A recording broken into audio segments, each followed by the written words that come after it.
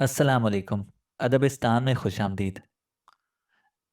आइए शुरू करते हैं एक ऐसी कहानी जिस पर फसाने का गुमान हो।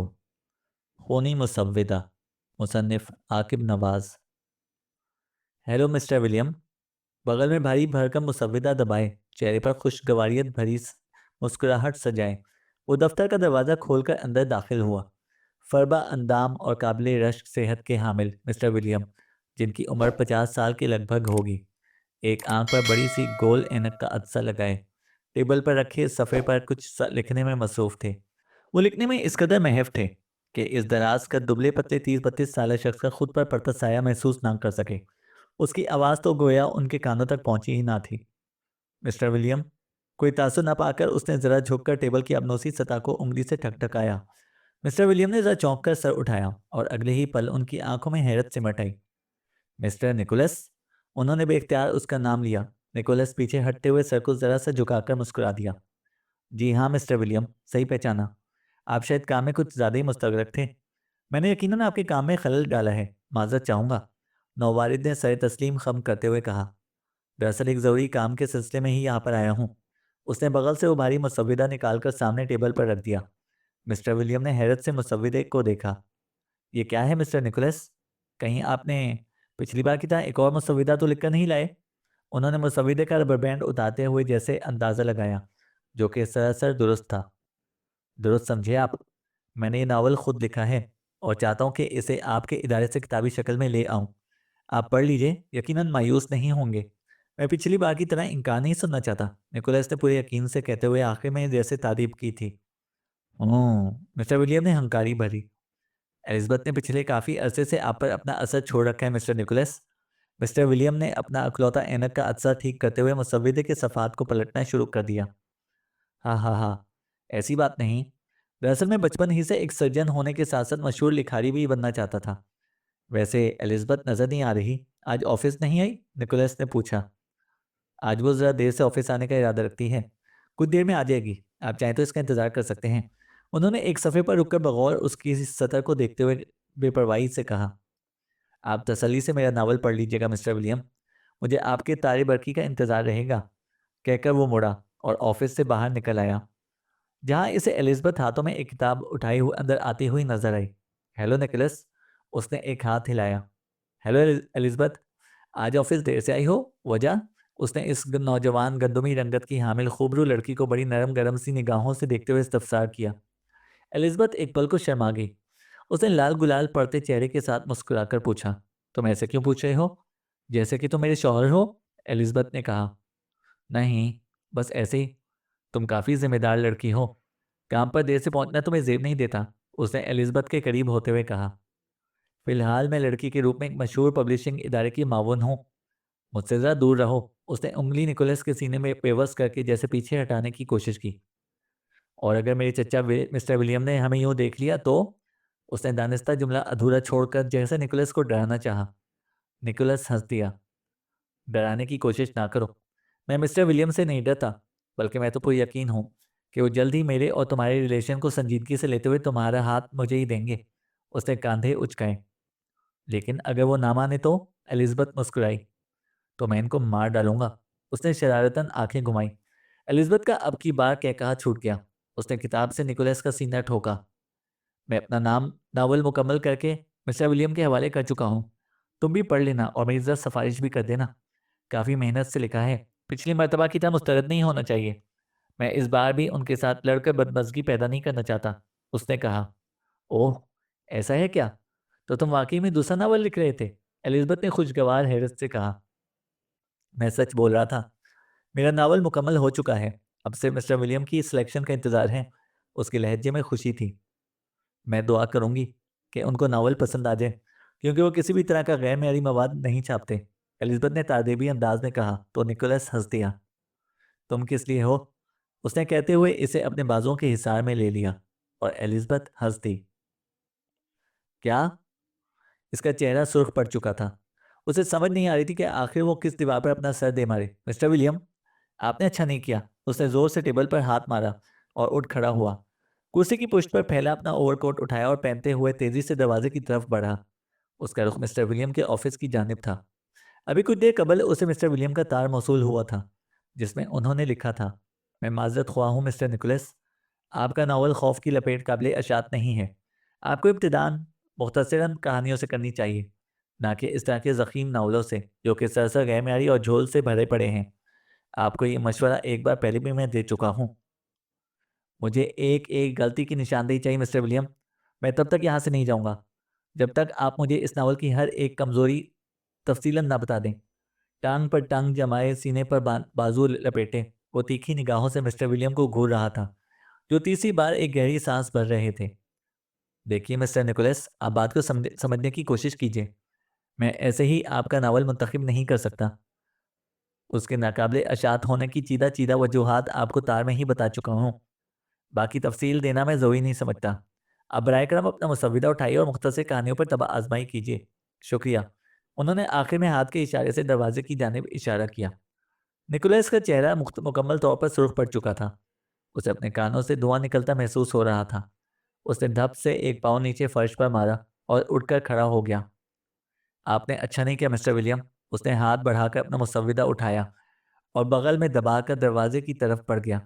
उसने दरवाज़ा खोला ही था कि बाहर से इसी वक्त एलिज़ाबेथ हाथों में एक फाइल उठाए अंदर दाखिल होने लगी। निकोलस को दरवाजे से बाहर निकलता देखकर वो ठिठक कर रुक गई।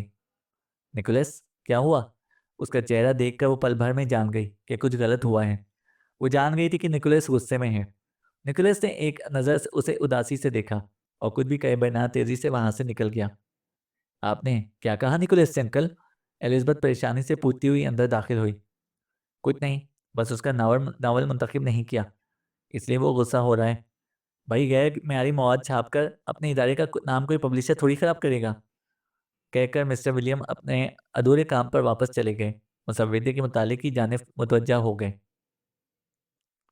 ये रात के 11:30 बजे का वक्त होगा। बारिश जारी थी।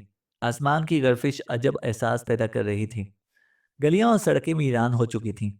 जून जनवरी की इस सर्द रात में सभी लोग अपने अपने घरों में दुबके हुए थे। इस तवील और चौड़ी सड़क के सीने पर इस वक्त स्ट्रीट लाइट्स की रोशनी में एक हेवला डगमगाता हुआ चलता नजर आ रहा था।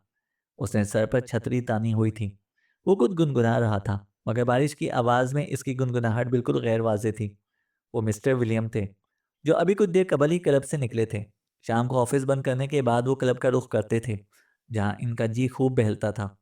वहाँ वो बगैर किसी रोक टोक के ब्रांडी पी सकते थे और खूब सिगरेट फूंक सकते थे। सारा दिन मुसव्विदों में सर दिए रखने के बाद क्लब ही उनकी थकान उतारता था।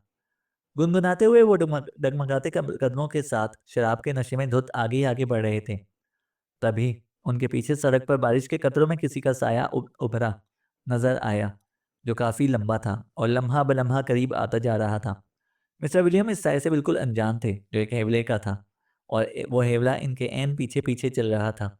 कभी इस हेवले का एक हाथ उठा और इनकी गर्दन के पास ही रुक गया, यूं जैसे उसने हाथ से कोई सुरंज इनकी गर्दन में घोंप दी हो। स्ट्रीट लाइट्स की रोशनी और बरसती बारिश के कतरों में मिस्टर विलियम का वजूद एक जानिब को डगमगाकर गिरता नजर आया, जिसको अब वो हेवला संभालने की कोशिश कर रहा था।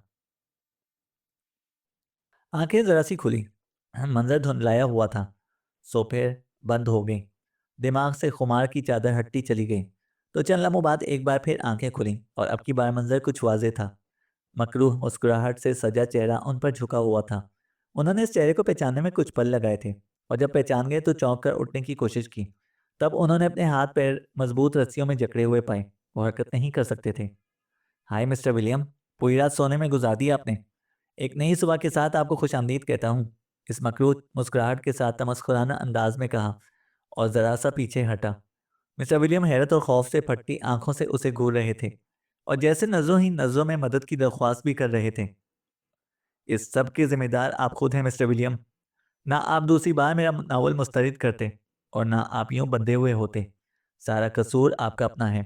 अब आप यहीं पर इसी तरह बंधे रहेंगे, और मैं आपके खून से नया नावल लिखूंगा, जिसकी अशात एलिज़ाबेथ मुमकिन बनाएगी, क्योंकि आप तो ख़त्म हो चुके होंगे, और आपकी दायरे की नई मुंतजिम और हेड पब्लिशर एलिज़ाबेथ होगी।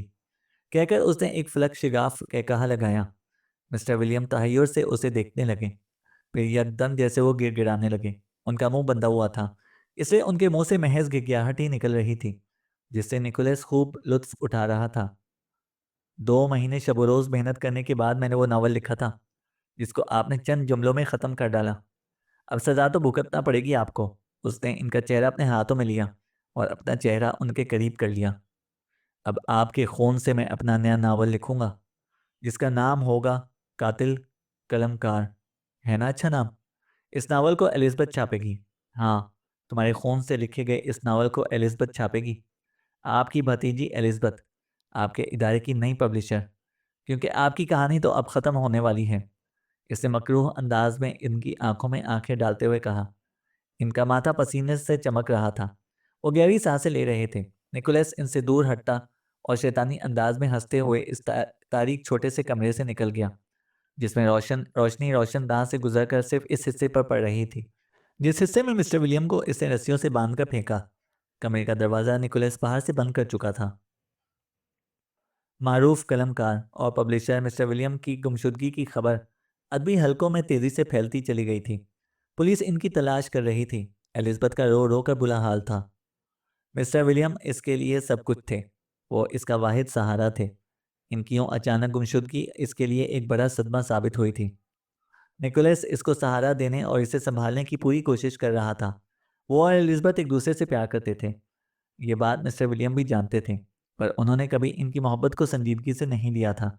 इन दोनों ने के एक दूसरे से मिलने पर इन्हें कोई एतराज़ नहीं था और ना ही इनको दोनों की शादी से कोई दिलचस्पी थी।